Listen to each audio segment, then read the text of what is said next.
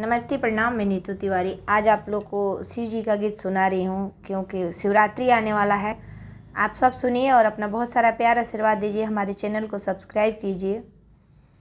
राउर अखिया रतनारी पलकवा झुके ना, राउर अखिया रतनारी पलकवा झुके ना। पूरी मिठाई शिव के मन ही न भावे, हम भंगिया की गोला कहाँ पाई, ध्यानवा टूटे ना। राउर अखिया रतनारी पलकवा झुके ना।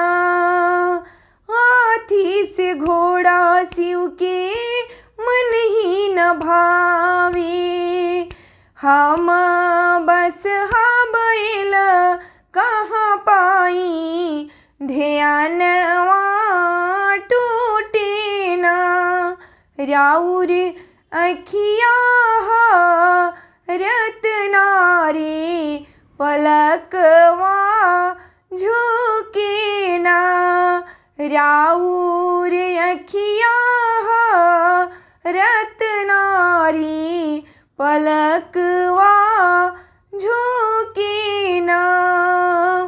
कोठा अटारी शिव के मन ही न भावी, हम टूट ही मड़ैया सजाई, ध्यानवा टूटे ना।